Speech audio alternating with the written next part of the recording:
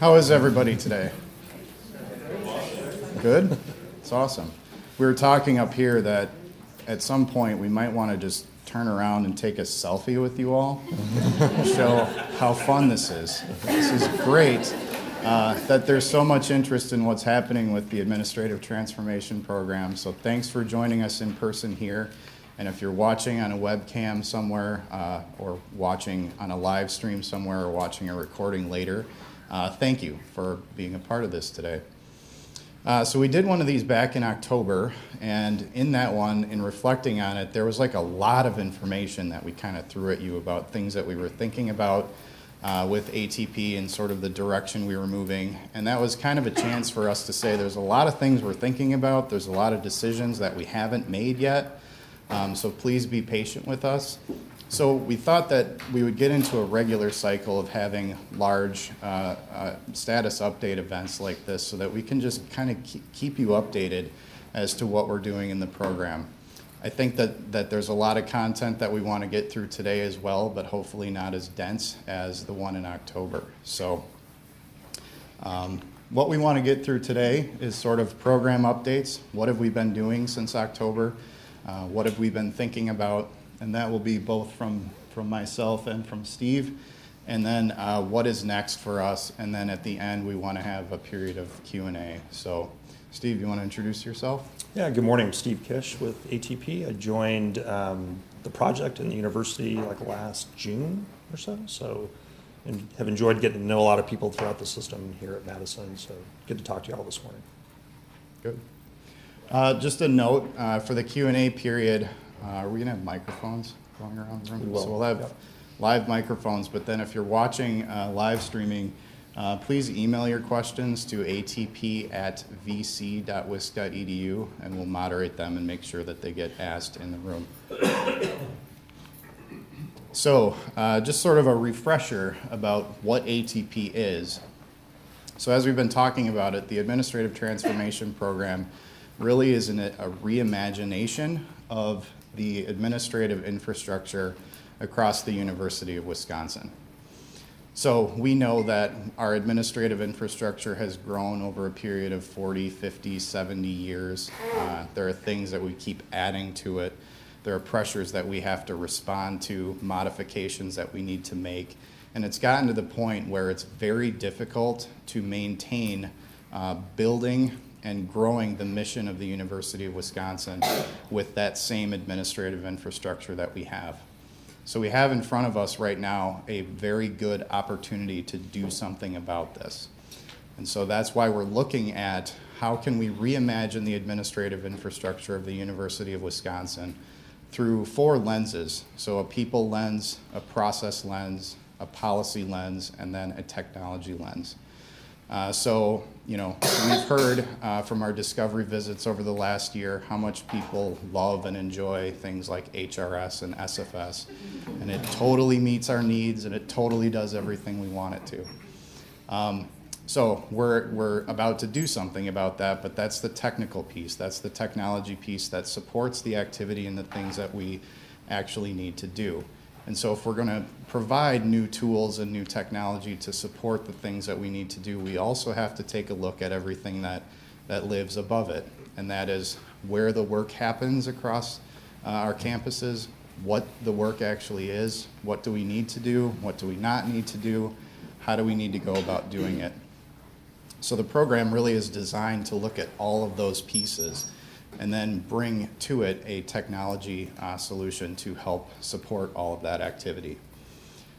So these kinds of projects and programs are done all over the place in higher ed, in corporations, and private businesses. These happen a lot. We've had these happen before. So we had the SFS implementation in 1999, 2000. We had the HRS implementation from 2009 to 2011. So we have had experience doing large projects like this before. And one of the things that we want to do is learn from our past projects and things that have gone well, things that didn't go well, so that we can bring that to bear within ATP as we move forward with it. So you see up there the addition of something that we're calling benefits realization, which I think we talked about a bit in October, We'll go into more detail about what benefits realization is and what that looks like a little bit later. And then we've also added up there a very concerted change management program within ATP. And sort of how we've positioned change management within ATP is it really is the foundation layer. It's how we're communicating, it's how we're engaging, and it's how we're transforming people's work and their roles to something that is going to better suit our needs in the future. But it's not happening from a here, you do this. It's happening from a communicative and an engaging standpoint. So the program that we're building is built on the foundation of change management. We have pillars of strategy, HR, finance, research administration, IT, and reporting and data. And then if you imagine that as sort of a house structure, we're covering it with a roof of what we're calling program enablement, which is professionalized services for the program, things like business analysis, project management, user experience, cybersecurity, and other kinds of technical professional services that are provided to the program. So if you add all that together, where we really want to get to is a period of continuous improvement. So benefits realization is going to be really helpful in helping us define metrics about what is our time to hire, how long do reimbursements take, what should those metrics look like, and we can monitor those over time and actually make changes and do something about it. So, Nick, I thought I'd just comment a little bit more on the people process technology part of what you talked about. We spent a lot of time last year doing a series of discovery visits where we went out to every campus and tried to talk about their experience with the current systems and processes. And we got a lot of information about some things that worked well and some things that are not working so well.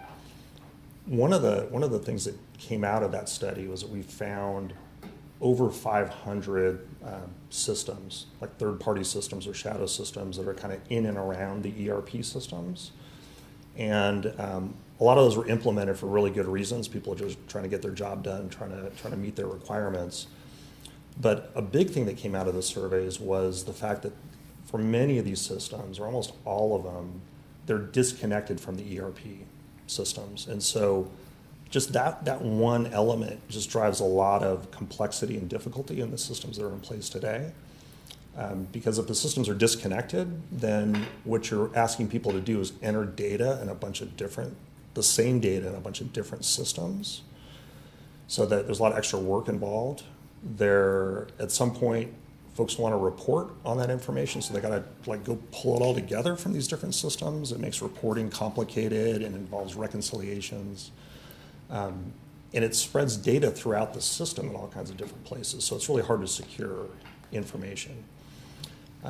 So when we talk about reimagining the administrative processes here, or the administrative infrastructure, like addressing that problem and those problems is just kind of one bar that we really hope we're going to hit that, but it's sort of the lowest bar. Like we want to hit these pieces. If all we were trying to do is improve in that area, then we could do something look just like a technology project and just build a bunch of integrations and do some process work. When we talk about the reimagining piece, what we really want when we get to the design of the system is to bring folks to the table, bring many of you to the table with a perspective of questioning why we do what we do. Even asking questions like, do we even need to do some things that we do today? How can we simplify things? Asking questions like, do we really need a policy at the state level and at the university level and at the department level? Like, can we maybe get rid of one of those levels, or maybe get down to just one? And so that's why when we talk about this being a people-first project, or people, process, policy, then technology in that order, that's really why, because that's the kind of transformation we're looking to deliver. And the people, process, and policy parts are much more difficult. The technology is really easy, sort of by comparison. So I think that's all really true. I have a vision in the future of us. We have these administrative processes that we have to do because we're an entity and we have to exist and we have to we have to pay our bills, and we have to pay taxes, and we have to pay our people, and all of those things are just basic expectations of running an organization. But my vision for the future is how can we make those things as small as possible so that our resources can be devoted to the differentiators that really bring our mission to light and really highlight our mission on the world stage in a higher education space. So what we've done with ATP and thinking about this as a framework for how we're going to approach the program is really sort of a philosophy of how we want to go through some various projects that are a part of the program overall. So we have this slide which attempts to talk about the places where you would see the philosophy of ATP in our broader ecosystem. So we suppose that there's all kinds of different activities happening, and we've had conversations with folks about, is this ATP or is that ATP or what is this? So we're trying to figure out how to be as clear as possible about the philosophy of ATP and where you'll find that in other kinds of transformative projects as we move forward. So many of you probably know about the procurement automation project, the P2P automation project that is currently in a planning phase and will be moving to an execution phase in the next couple of months.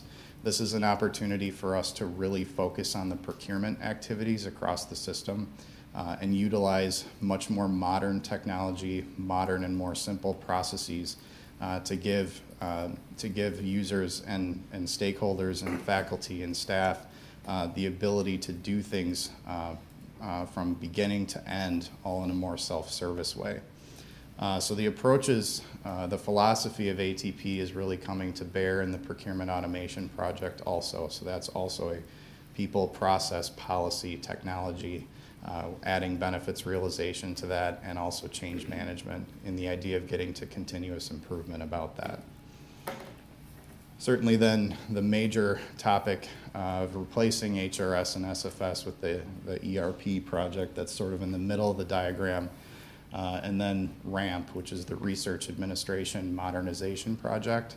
And that's very tightly linked to the ERP project because as many of you know, we have a product called Whisper, which does pre-award proposal routing, and that is built into our shared financial system as custom code that is sort of built in there. So as we think about a future that doesn't have the shared financial system as part of it, we need to do something about Whisper, and that's sort of one piece, that's one mover.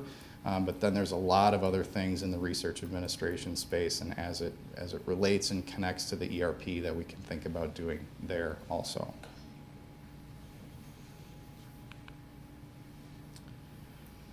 So we're making progress. It must be true, the slide said so. One of the really cool things that's different about the administrative transformation program from kind of comparison projects that have happened in other institutions is we have had this period of pre-planning. And pre-planning has allowed us to do things like the discovery visits. It's allowed us to build out what our strategy around change management is going to be. It's allowed us to think deeply about what is the scope of the things in the ERP that we want to cover. What kind of ground from a policy perspective do we want to do? So it's been really good for a lot of those things. It's also been really good for building a strong team for doing this project as we move forward. So we've been building the team all the way through pre-planning. We've added 12 new staff members since the last time we did a status update event. And we've grown so much that the space that was envisioned for us to be in to carry out all of ATP, we've already outgrown it. So we're going to be moving office locations from 1403 University Avenue, which is next to Subway and the Library Bar, formerly Do It Academic Technology, formerly the Purple Building. Hopefully all the different flavors give you an idea of where that is. We'll be moving over to a leased building space at 700 Regent Street, so near 21 North Park and where the UW System Administration offices are. over there. So we'll have plenty of space to be able to grow our team to where we think we need to be, which is about 150 people by July of next summer. So we've been making really good progress on building the team. Yeah, maybe a bit on our philosophy around staffing too, the way we're going to approach the project. When we talk about that team of 150 people, we want to rely mostly on resources that are here, part of the university and part of the university system. There will be consultants that will need to be part of the team, but we're really viewing those resources as people that can bring skills to bear that we don't have. Sometimes with projects like this, the consulting footprint can be a heavy one, and then it may help in the short term to get some work done, but in the long term, it doesn't really benefit us in building skills up here internally. And so I think if you're interested in joining us at some point, there'll probably be lots of opportunities to join that team, because that's where we want to go first, is to all of you to help do the project. Another big way that we're making progress is we've built out the ambassador program at UW-Madison. So that is a group that has now met 3 or 4 times. And really what the ambassador program is it's a way for us to have an engagement opportunity with all levels of the UW-Madison campus. So we know from past projects and the way that we've done things in the past that regular communication mechanisms are only so effective. We know that there's a lot of times when information doesn't get passed everywhere that it needs to get passed to, and ultimately that has some detrimental effects to carrying out a large transformation project like what we're trying to do here. We also know the values of UW-Madison are community and transparency, and so as we were building out the ambassador program, that was one of the things that we kept top of mind, is how do we engage with all of the areas of the UW-Madison campus in an effective way. And so what we came up with for that is really the ambassador program. And the idea about the ambassador program is to make sure that people are getting information in a face-to-face way, as well as regular communication channels to the level that they're effective. But also being able to have a conversation at all levels of the campus about, I'm hearing this makes me nervous. So then ambassadors in the ambassador program can actually take that feedback and bring that back to us as a program team so that we can do something with it. And that's going to be a differentiator for us in the way that we're approaching doing a large-scale transformation. We also want the ambassador program to really focus on change, because at the end of the day, administrative transformation program is really about transforming. It's a change initiative. We're not going to be done with change. That's never going to end. So preparing to do ATP is really how do we prepare for change, long-term sustained change over time. And one of the goals of ATP is being able to be proactive in the increasing pace of change that we're seeing in higher education. So it's really important that as we think about this and the work of ATP, that we're not going to get to the other side, because there's no other side. We're just going to jump on a train and we're going to keep going. And that's kind of the nature of the continuous improvement about this too. So the ambassador program is really our way of being able to engage with a very large campus, with a very large mix of different stakeholder groups that we have.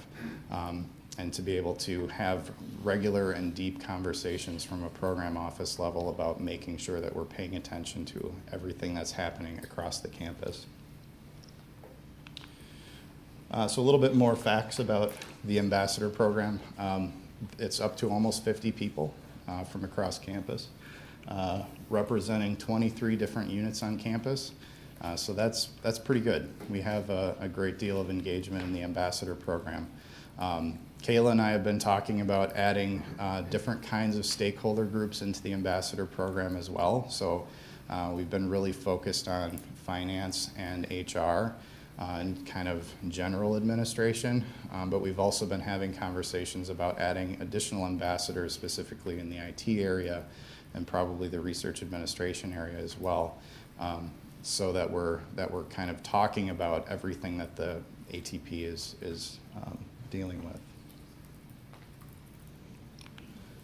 Yeah, I can just make a quick comment on the ambassador program. It's a huge part of what we think will help us be successful on this project. There's the ambassadors that we're working with now at Madison.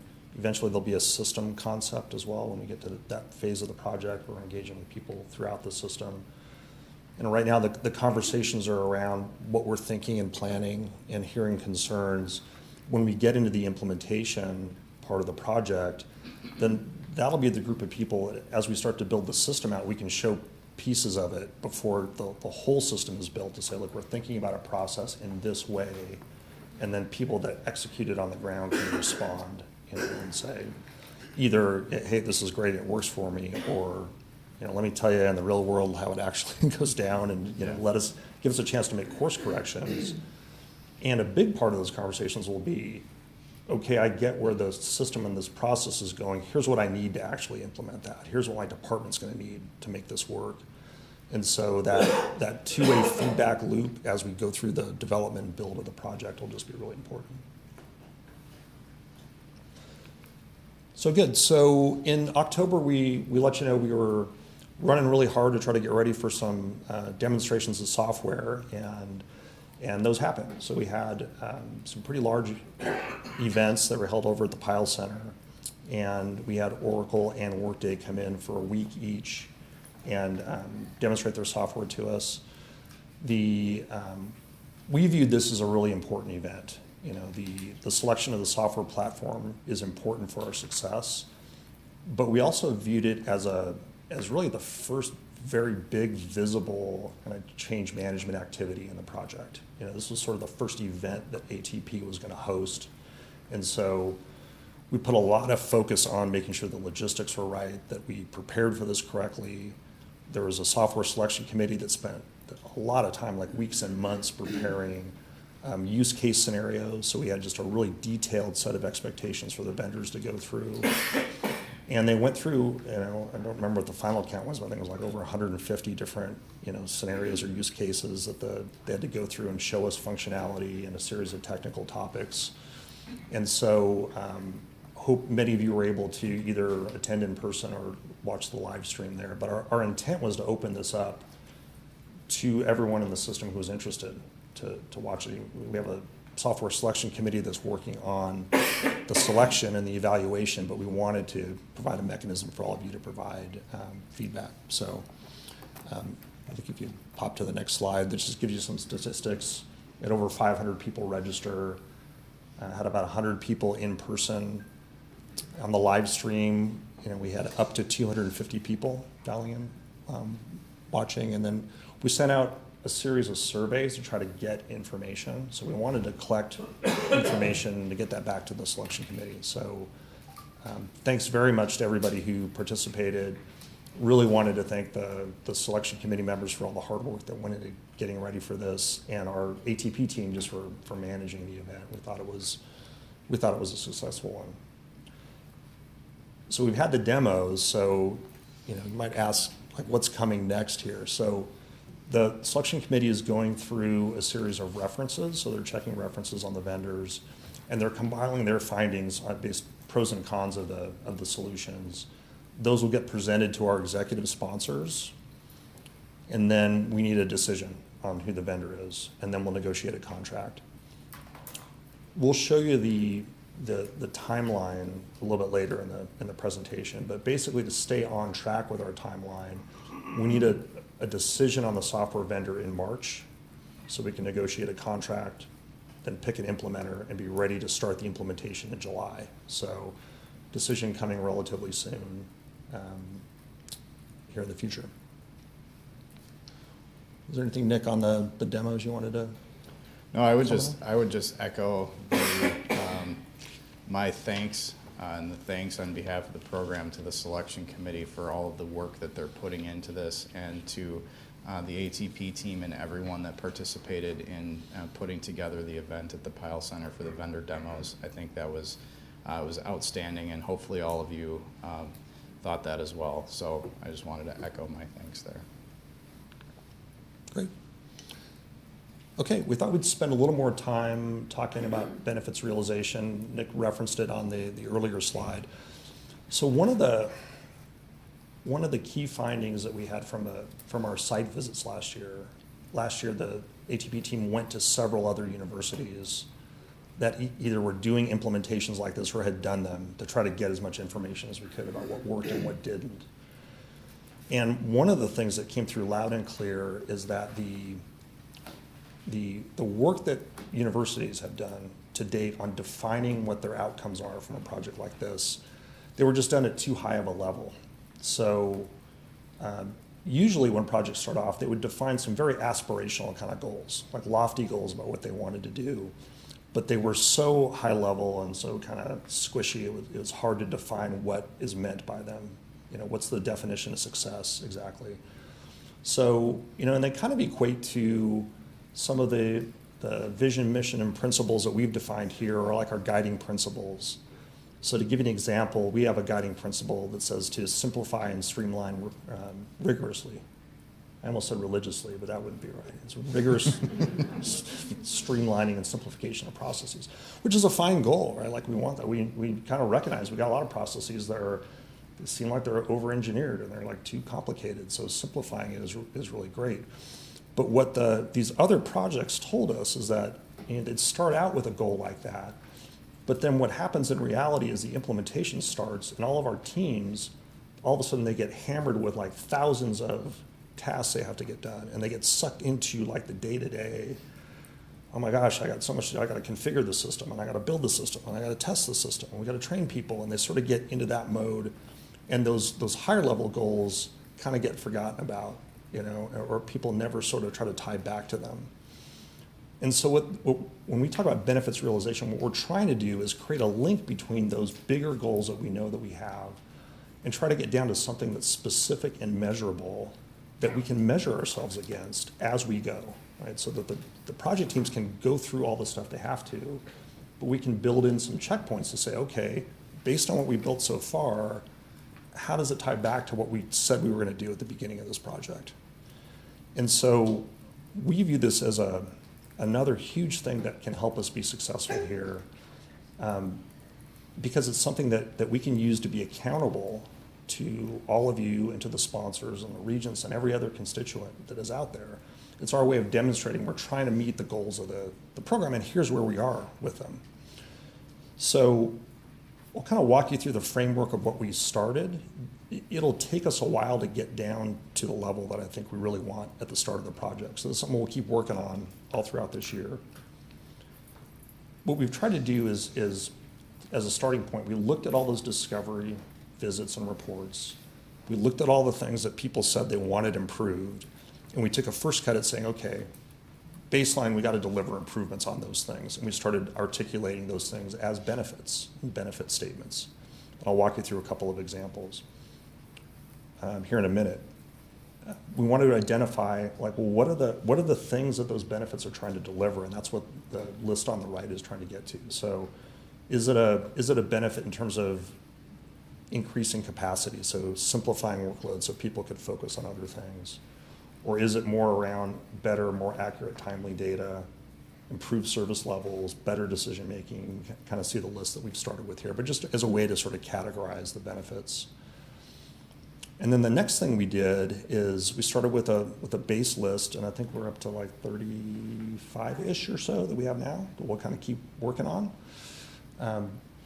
But we said, okay, based on whatever we're talking about, we have so many different constituents, they're probably going to have different perspectives on this benefit. So we try to take a look at, okay, how would an end user view this? How would somebody in management view it? How would central administration view it? How would the university view it? Like, those were the 4 levels we kind of took a look at. So to give you an example of what we're talking about, here's one around human resources. So recruiting and hiring. One thing we heard a lot about was the time that it took and the complexity it takes to get somebody hired here. We're living that now in ATP because we're trying to hire people. So we're sort of get like reminded of it. It's like not an accident. This is the first one we pop up here on the screen. So we heard a lot about this. So when we talk about like getting down to a metric, the metric on this probably will be something like time to hire. Like from the time I post a position to like get somebody here, like what's that duration of time? And that will probably be the thing that we measure. We haven't gotten to the metrics piece yet. We're still kind of defining the list of benefits. But so simplifying this process, making it easier on everybody is, we know this is something we need to deliver with ATP. And by the way, that's like mostly a process and policy. Like the technology is sort of a vehicle to force those other discussions to happen. But anyway, so this is a huge area we want to try to improve. So the example and the way we've been thinking about it, from an end user perspective, they might view this as a capacity benefit. Like if I didn't have to spend so much time going through the steps of recruiting and hiring, I'd have more time to do other things. From a management perspective, they might view it as, well, right now I dedicate a lot of support staff to enable this function, so it's kind of a capacity issue for me as well, that maybe I don't have to dedicate as much support to this process, we can focus on other things. From central administration, they might view it as a service level thing, that right now I've got all these academic and administrative units out there, and if I could actually give them a way to hire people faster, that's improved service for my customers out there. And then from a university perspective, you might view it as, well, if we got really good at this, we could spend less time focusing on the process of hiring somebody, and we could actually focus on like recruiting and retaining the top talent that's in the industry. Like it gives more ability to do that. So what all that means is that with those different perspectives, we're likely to have different metrics and different kind of things that we would track to try to deliver on all of that. So that's one HR benefit. In the finance area, another one, I'm sure will shock you, is a travel and expense process. A lot of complexity, like a lot of policy issues in here, right? There's multiple policies at all kinds of different levels, and the policies change all the time, and so people are constantly trying to interpret the new policies and what does it mean for my department. So streamlining this, simplifying the travel and expense process, again, we get kind of a similar breakdown along those different constituents. End users, big capacity issue, I could spend less time, I could get my reimbursement faster. From a management perspective, I've got to imagine, based on what I read in the reports, there's got to be like a lot of support staff that go to supporting this function to help people get through the process. From a central administration standpoint, like they might view this as a compliance benefit. Like if we spend less effort just getting the mechanics done, then maybe I can think about compliance, and maybe even think about compliance in terms of like, what are the really important things we need to measure? When you've got, in the absence of any good information, your tendency is like, well, I gotta like sort of look at everything, right? I gotta have compliance like all over the place on all kinds of things because I don't really have good information. And if we gave them better information, maybe they can streamline the compliance stuff down to just the pieces that matter. And then from a university standpoint, we put growth potential. You could put capacity here too, but if you just imagine all the human resources that's dedicated to keeping this going, if we could reallocate those, there'd be all kinds of benefits that can come from that. And then an example in research administration, we talked about post-award administration here, but this would look like simplifying the research administration processes. A PI, a faculty member, might look at this as a better data kind of benefit in terms of being able to manage their budgets better, or getting better real-time information. Management level might look at it at a capacity level. Right now a lot of time is spent compiling information and doing cost transfers. So maybe I don't need to, if I could automate some of that, but I can reallocate those resources. Central admin might look at it from a compliance standpoint. So these are just kind of our first cut at these. And so as we work through the spring and summer and the rest of this year, we're going to want to vet these, refine them some more, talk to many of you about do we have these right? Would you view this a different way? Do we have the benefits right here? Are there more? And then start getting down to identifying the metrics. Like how are we going to measure it? A big piece of work that we're still working on trying to figure out how exactly we're going to do this, but in order to do this right, we've got to get some good baseline metrics. Like we have to understand where we are today with some of this. So there'll be a fair amount of work trying to gather that, at least get a decent sense of where we are to start. So also, we've talked about like functional area specific benefits that we can see, HR, finance, and grants, research administration. We also want to take that and turn it on its side, because there are some more global or system-wide benefits that we want to be able to realize across everything that we do. So thinking about things like, how are we standardizing processes? How are we making things less complex? What are ways in which we're thinking about actually doing that, and how can we measure that we're abiding by some standard way, the University of Wisconsin way of developing processes? We also think about data and reporting, things like what kind of data is available to people and where is it available from? Well, it shouldn't probably be in like 3 different warehouses or 4 different warehouses where then you need to use Excel or Tableau or something to put all the data together to get you good information. In the benefits realization context, we want to think about, are we actually taking data and making it in a way that is accessible and available to me as I need to make decisions or provide information to people to make decisions, to do reporting broadly. We also think about things like workflow. So there's all kinds of different sorts and flavors of workflow depending upon the function that you're working in. But if we're all in administration and thinking about administrative processes, is there a way to make a workflow really familiar and make a workflow look very similar across all of the different functions that we have?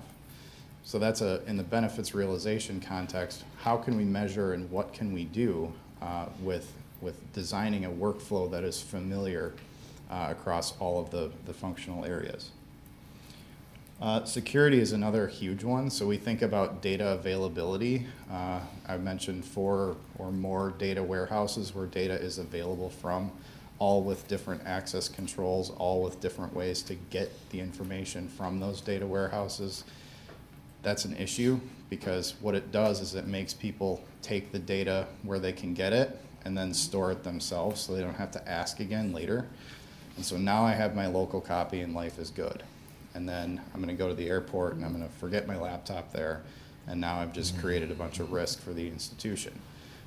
That's a real thing. It really happens. And so we have to not do that. And that is one of the ways that we think about improving the information security posture for sure. But there's ways that we can put that in the benefits realization context and measure that also. And really making sure that we're reducing our risk footprint by making data more available.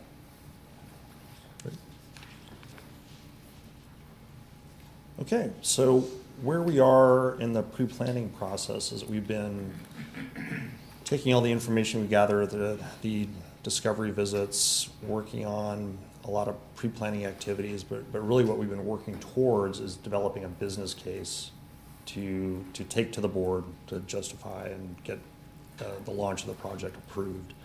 We're targeting bringing that business case to the board in April, so that is not that far away that would be happening. We've developed a presentation where we've talked about a lot of the concepts that we talked about today in terms of what we're trying to improve and make better with ATP. And you can see the list of folks we've been talking to and will continue to talk to the rest of February and March. But we've been to the system-wide chancellors and to the president and to the CBOs and the controllers and the HR directors throughout the system, and to various groups here at Madison as well. So the idea is to try to get as much input and feedback on what we think ATP should be about, so that we're kind of united when we go to the board here in a few weeks. So wish us luck. Okay, timeline. I think when we met in October, the timeline that we had for the project was less defined, so we thought we'd share our current thinking right now. And we're in pre-planning. I mentioned earlier the pre-planning work is looking to wrap up by June, and then we would launch more of a formal implementation project in July. That actually would start with another phase we'll call planning. That planning will be focused a lot more on some of the nuts and bolts we need just for the ERP. stuff like data conversion strategy and integration strategies and process design strategies and things like that will get fleshed out in more detail starting in July. And then we would begin a design phase in January of 2021, ultimately looking to go live with the first phase of activity July 2023. So that first phase is defined as UW-Madison plus the UW system office. That'd be the population going live in this first phase. And then we would implement a second phase of activity by July 2025, which would be all the remaining UW campuses. So it's tricky doing a project like this in multiple phases. It's tricky doing one for an entire system. One of the things that we'll need to be mindful of is that, on one hand, you might look at this timeline and go, wow, that's a lot of time. 5 years, that's a lot of time to do this. When you start breaking down the work that's got to happen, you might have a different reaction and go, wow, how are we going to do this in this time frame? In order to move from phase one go live in 2023 to everybody else in the system by 2025, we actually have to build out most of what we need for the whole system in the first phase of activity. So that's how we're thinking about the project, that we'll be focusing on getting phase one live, and then we'll be doing outreach and communication and constructing a system and getting feedback on that from other parts of the system as well. So 5 years, it's a long elapsed period of time. If you measured this against other projects in the industry, it'd be on the fastest end of a project of this size getting done. Many of the other implementations have taken in the range of 5 years for less scope than we're talking about here. And so we're really banking on the pre-planning work that we're doing, giving us a head start on a lot of this. And a lot of the elements that we talked about with change management, benefits realization, leaning on our own people more, all that is intended to give us a really good fighting chance to stay on schedule, not have delays or have a reset kind of in the middle of the project. But this is the target we're going for. This is what we'll be taking to the board. And as we get an implementation partner on board and we kind of work through the plans with them, we might refine this a little bit, but we feel pretty good about this length of time. Yeah, so it's an assertive timeline.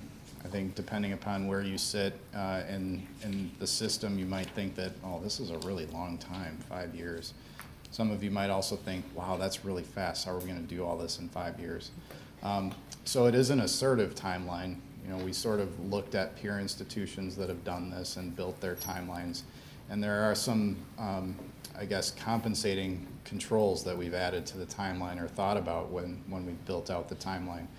One is that a typical starting position for a project like this is 18 to 24 months. So, you'll get a vendor that comes in and says, you can do all this within 2 years. And then the reality is there's a pause or a reset somewhere in the middle about how to carry out the project from that point, which extends the timeline by double most of the time. So that is a concern that we wanted to address as we were developing the timeline. We also have this period of pre-planning, which is very different than other projects like this have been approached through. So typically, there's this idea of a project, you get funding, you get approval, you hit the go button, and you're off and running. So we've had this period where we've been able to pour through a lot of data. We've been able to have a lot of conversations. We've been able to engage across the system about how to do this.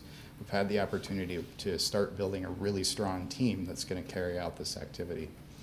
So the pre-planning phase has gotten a lot of that accomplished ahead of a start of a project, where most projects that start have to do all of that stuff while the project and the implementation is running.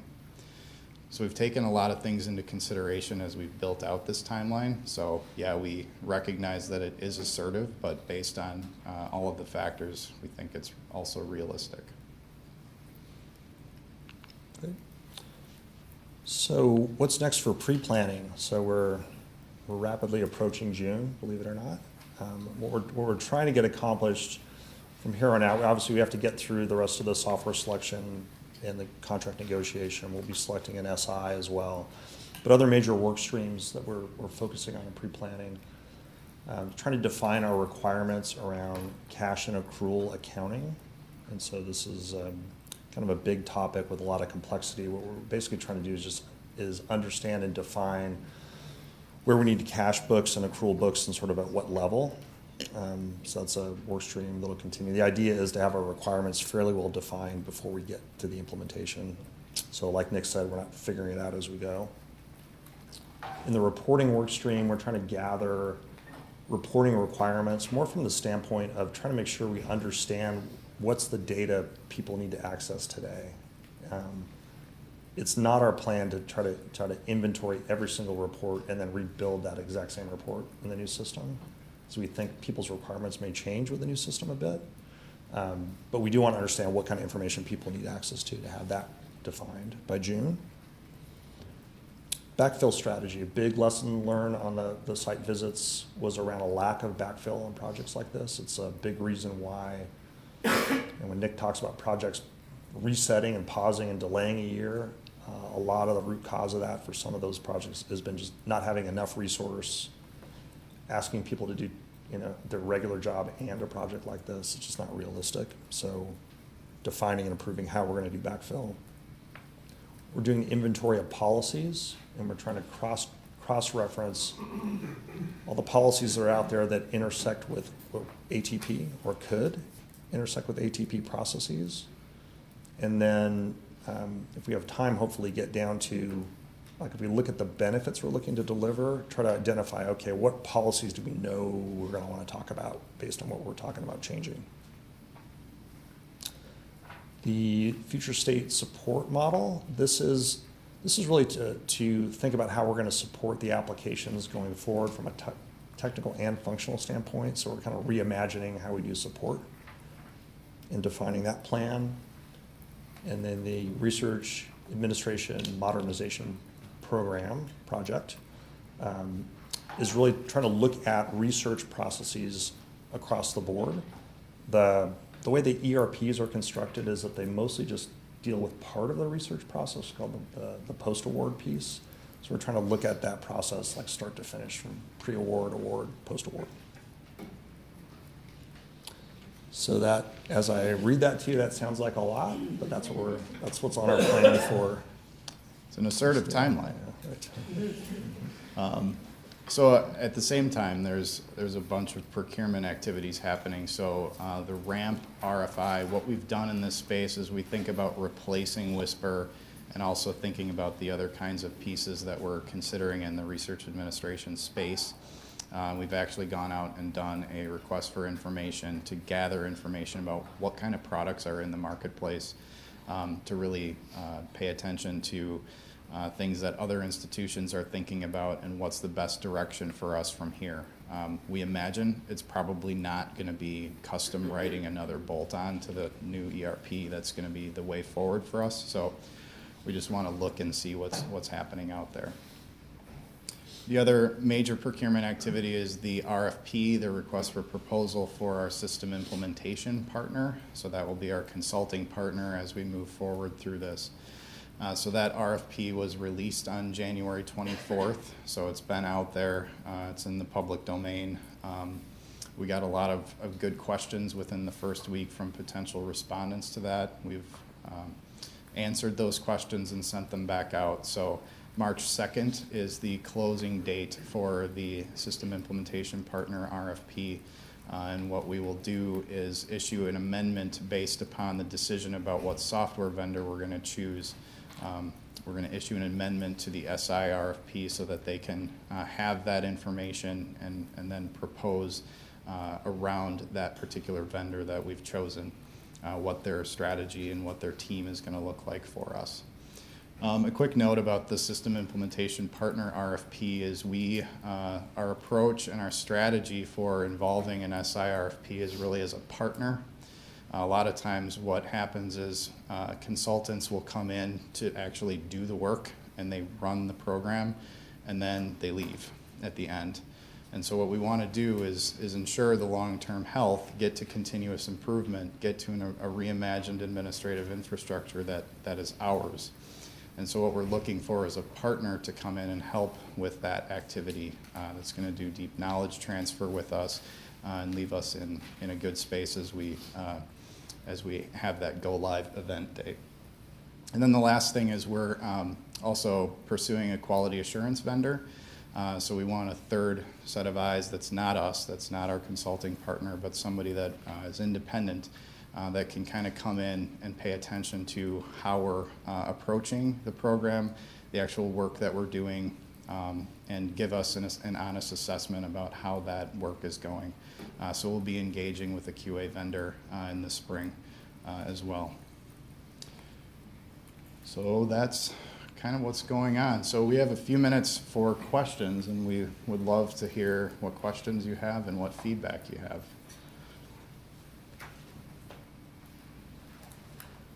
Just put the slide back up with the email as well. I don't think we've gotten any email questions just yet.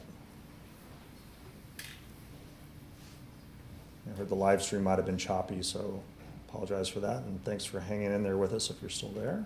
But put the email address back up. James, you already have the microphone. I can probably project. It's got to be on the live stream. Nick, I'm just wondering if you could talk about the benefits realization piece and how that differs from other peer institutions or partners that you might have visited. Yeah, so with benefits realization, that's an actual kind of concerted piece of work that attaches to what the goals of the program are. So many other projects and many other institutions have goals, of course, of doing their project, because you wouldn't do it if you didn't.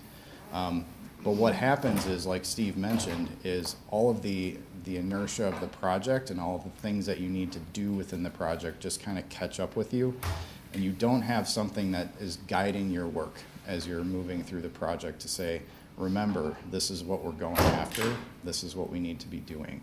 And so we're using benefits realization in that way to kind of guide the work that we're doing, and then also provide us a way of measuring how we did and how we're doing with that. So I guess to answer your question, other institutions may have nothing to kind of guide their work, or they might have something like benefits realization, but benefits realization is something that we're building for the University of Wisconsin. I think the main way to characterize it, we're trying to do it in a much more detailed, robust, and disciplined way. But the other efforts that we saw have got either abandoned or too high a level to be of much help.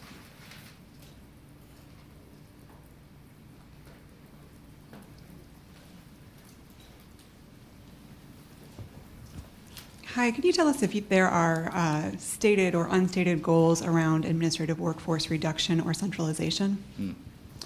Thanks for the question. There are no stated and there's no unstated goals about reducing workforce at all across the University of Wisconsin as we do this. We recognize that, you come in and talk about a program like this, and immediately that's kind of something you think of, like, oh, they're trying to come in and make things smaller and faster and cheaper, and then they don't need me anymore. And that's absolutely not the case. What we want to do is, kind of to the vision statement that I provided earlier, is take the things that we know that we have to do, and kind of those commodity services about paying our bills, and let's try to make that as small as possible so that we can use the people who are in the University of Wisconsin to advance the mission in a meaningful way, because that's what we all want. That's why we all work for the University of Wisconsin, is to advance the mission. And we don't need less people to advance the mission. We actually need kind of more people. And so there are no plans, there's nothing about workforce reduction at all as a part of this. Hey, Nick, we got a couple questions on email. Okay. We're going to take. So we got one question regarding the ambassador team, a question about how people can communicate with the ambassadors. And will the ambassadors be involved in the GAP meetings, and are they considered subject matter experts on the project? So we thought we'd have Moira, our change lead, answer that one.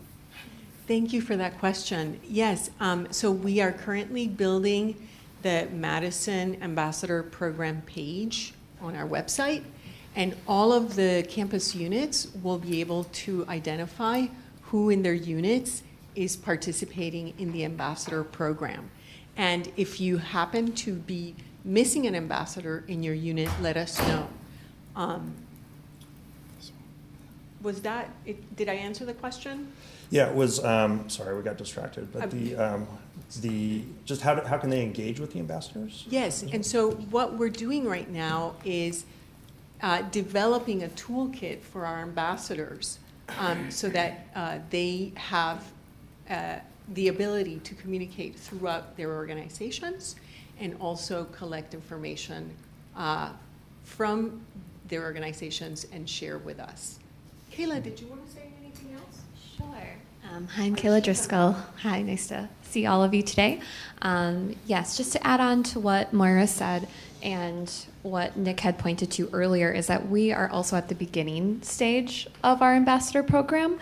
So it is likely that not everyone is represented at this very moment, but what Andrea and I, also part of our engagement team, is what we're doing right now is looking very deep and across the entire university so that we really do have representation from across the entire university. So our ambassador team will be growing much larger than it is right now. So we're really hoping to wrap that up by the end of pre-planning as well.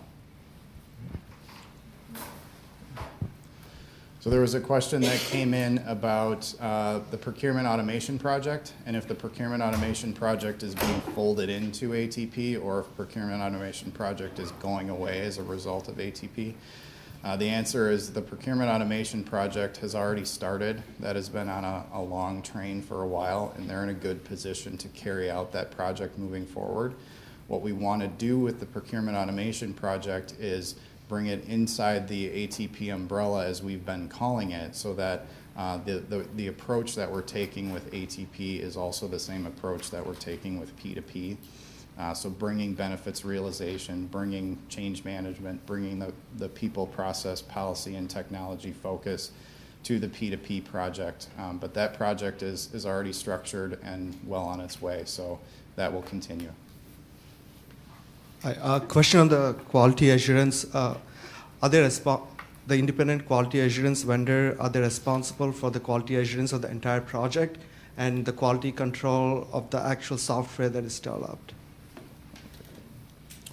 Yeah, what we're asking the quality assurance vendor to do is come in and take periodic looks at the project and then comment on a wide variety of things. So the quality of the software installation and the technical aspects might be one piece, but we also want them to comment on how are we doing against our goals, how are we doing against the project timeline.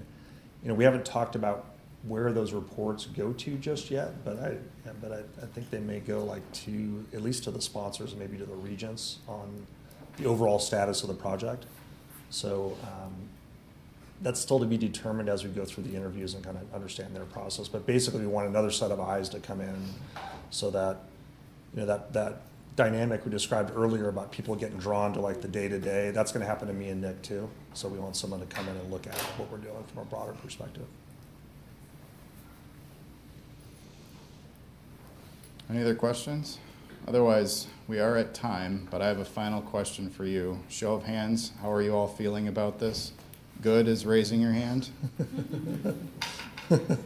Nice. How many people are still highly skeptical of this? That's good.